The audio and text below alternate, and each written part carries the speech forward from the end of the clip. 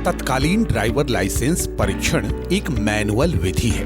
यह विधि सभी आवश्यक मापदंडों का मूल्यांकन करने के लिए पर्याप्त नहीं है। मारुति सुजुकी IDTR यानी institute of driving and traffic research driver licence परीक्षण को स्वचालित करने के लिए एक स्मार्टफोन आधारित तकनीक विकसित की है, जिसे बिहार सरकार के परिवहन विभाग के सहयोग से IDTR औरंगाबाद जिले में तैनात किया गया है। अपने अपने वाहनों से यहां पहुंचने के बाद उम्मीदवारों को RTO अधिकारी के समक्ष दस्तावेज सत्यापित करवाना होता है। फिर प्रायोगिक परीक्षण के लिए पंजीकरण कक्ष में जाना होता है। यहाँ उम्मीदवार के चेहरे की तस्वीर ली जाती है और उसे कंप्यूटर सिस्टम से जोड़ दिया जाता है और फिर उम्मीदवार के नाम से एक टोकन नंबर सृजित हो जाता है।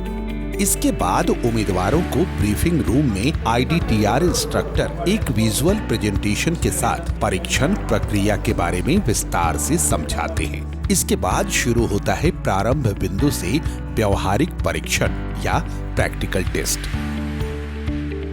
परीक्षण शुरू करने से पहले गाड़ी के विंडशील्ड पर एक स्मार्टफोन को लगाया जाता है। इस फोन के HAMS ऐप में उम्मीदवार को अपना टोकन नंबर डालना होता है, जिसमें पहचान होने के पश्चात उम्मीदवार अपनी व्यक्तिगत जानकारियां भरता है। इसके बाद यह मोबाइल ऐप स्वतः ही एक मापांकन प्रक्रिया करता है। Look left mirror. Look straight. Look right mirror. Done. Thank you. अब प्रायोगिक परीक्षण शुरू होता है, जिसमें वाहन के अंदर कोई निर्देशक नहीं होता है। यहाँ मोबाइल फोन के कैमरा से वाहन के सामने एवं पिछले भाग की तस्वीर निरंतर उतारी जाती है। इस दौरान HAMS सिस्टम लगातार उम्मीदवार के चेहरे का मिलाप करता रहता है। जैसे ही चालक आगे प्रस्थान करता है, स्मार्टफोन द्वारा प्रस्तुत की गई तस्वीर विभिन्न मापदंडों का स्वतः मूल्यांकन करती है, जिसमें अनिवार्य मापदंडों को लाल और गैर अनिवार्य मापदंडों को नीले रंग में दर्शाया जाता है। चालक अब एक राइट टर्न लेकर आगे बढ़ता है, जहां उसे पथ परिवर्तन मार्ग में जाना होता है। फिर पुनः उसे चालक पथ पर आना होता है। अब आगे बढ़ने पर उसे ट्रैफिक लाइट जंक्शन पर रुकना होता है, जहां यह देखा जाता है कि चालक ने ट्रैफिक लाइट के नियमों का पालन किया या नहीं और लाल बत्ती के समय वाहन को ज़ेब्रा क्रॉसिंग से पहले रोका या नहीं। बत्ती हरी होने पर चालक को दाएं टर्न लेना होता है।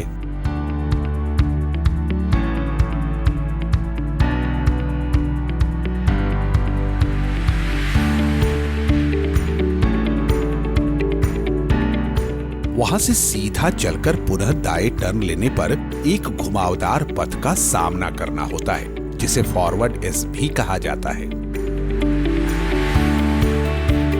फॉरवर्ड एस को कुशलता से पार करने पर एक बूम बैरियर आता है, जिससे पहले चालक को कुछ समय के लिए रुकना होता है। यह बूम बैरियर स्वतः खुलने के पश्चात चालक को दाएं टर्न लेना होता है, जहां उसे समानांतर पार्किंग करना होता है।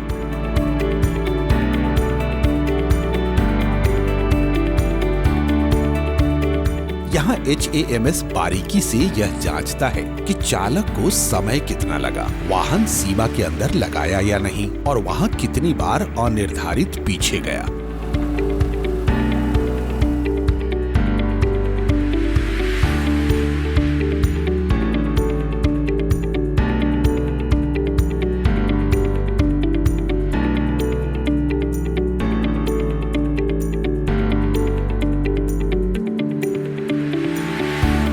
आगे जाने पर चालक को परपेंडिकुलर पार्किंग करना होता है। इस पार्किंग से चालक की दक्षता भी आंकी जाती है।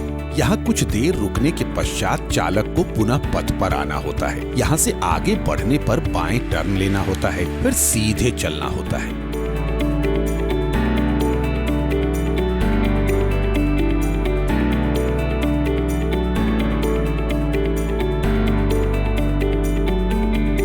आगे चालक को कुछ समय के लिए सीधा पार्किंग करना होता है। कुछ क्षण रुकने के पश्चात वाहन को रिवर्स में एक घुमावदार पथ से ले जाना होता है। इस घुमावदार पथ को हम रिवर्स एस भी कहते हैं।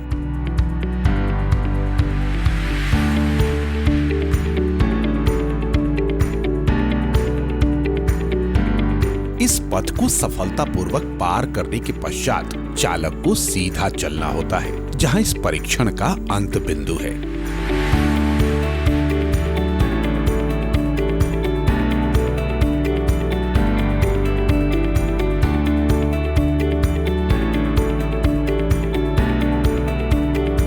अंत बिंदु पर परीक्षक वीडियो रिकॉर्डिंग को रोकता है और डाटा को स्थानीय सर्वर में डालता है और फिर आगे की कार्रवाई होती है। उम्मीदवारों को यह मालूम रहना चाहिए कि स्मार्टफोन कैमरा के अलावा भी और कई कैमरे लगे होते हैं इस पथ में, जो साक्ष्य के तौर पर उपयोग में लाए जाते हैं। यह स्क्रीन पर ऊपर की तरफ एक घंटी के रूप में नजर आता है। इसके अलावा जब भी चालक कोई मोड़ लेता है या इस आकार में पथ पर वाहन को चलाता है तो वाहन से प्रक्षेपक उत्पन्न होता है, जिसका मूल्यांकन हाथों से किया जाता है।